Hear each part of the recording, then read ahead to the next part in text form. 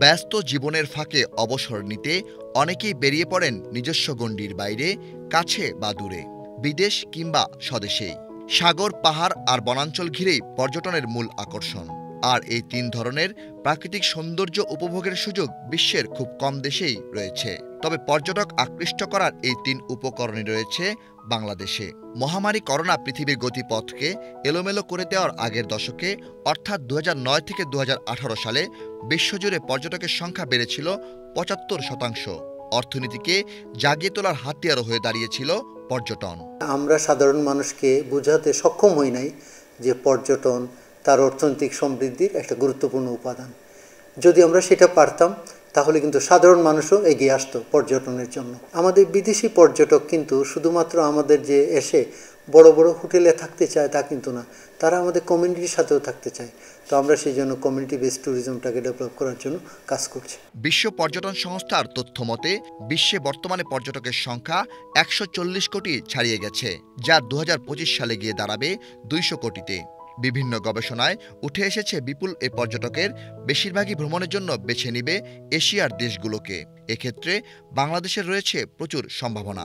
বিশ্ব দরবারে দেশের পর্যটন শিল্পকে ভালোভাবে তুলে ধরতে দক্ষ জনবল তৈরির পাশাপাশি আন্তদেশীয় পর্যটক বিনিময়ের উপর জোর দেন এ শিল্প সংশ্লিষ্টরা।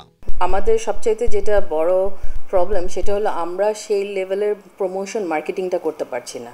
সো যত বেশি প্রচার হবে তত বেশি প্রসার হবে। এক্ষেত্রে আসলে আমাদের স্টেপ বাই স্টেপ কিছু কাজ করতে হবে। আমাদের আশেপাশে যেই সাউথ এশিয়ান কান্ট্রিগুলো আছে তাদের সাথে ক্রস বর্ডার ট্যুরিজম, তাদের ট্যুরিস্টদেরকে আমরা কিভাবে আমাদের দেশে আনতে পারি, তো এরকম ক্রস বর্ডার ট্যুরিজমগুলো আমাদেরকে আসলে ডেভেলপমেন্ট করা উচিত। ওয়ার্ল্ড ট্রাভেল অ্যান্ড ট্যুরিজম কাউন্সিলের হিসাব অনুযায়ী দেশের পর্যটন খাতে প্রত্যক্ষ ও পরোক্ষ মিলিয়ে ৪০ লাখ মানুষের কর্মসংস্থানের সুযোগ সৃষ্টি হয়েছে। আর্থিক মূল্যে দেশের পর্যটন খাতের আয়তন বেড়ে দাঁড়িয়েছে ৪,০০০ কোটি টাকারও বেশি। এদিকে ট্যুরিজম মাস্টার প্ল্যান বাস্তবায়নের মাধ্যমে দেশের পর্যটন নতুন যুগে প্রবেশ করতে যাচ্ছে। এই মহাপরিকল্পনা বাস্তবায়ন হলে বদলে যাবে দেশের পর্যটন শিল্পের পুরো চিত্র, বাড়বে বিনিয়োগ ও কর্মসংস্থান। পর্যটন মহাপরিকল্পনার কিছু কার্যক্রম আমরা বাস্তবায়ন শুরু করেছি। আমাদের দেশে সরকারি এবং বেসরকারি বিশ্ববিদ্যালয় যেখানে ট্যুরিজম এবং হসপিটালিটি বিষয়ে পড়াশোনা করা হয়, তো আমরা তাদেরকে এন্টারপ্রেনার হিসেবে যাতে আনতে পারি সেই চেষ্টা করছি। ট্যুরিজম সাইটসিং স্পটগুলো, ইনফ্রাস্ট্রাকচারগুলো সেই মাস্টার প্ল্যান অনুযায়ী ডেভেলপ হবে। আমরা বাইরে থেকে ট্যুরিস্ট আনতে পারবো। শফিউল্লাহ সুমন, বাংলাদেশ টেলিভিশন, ঢাকা।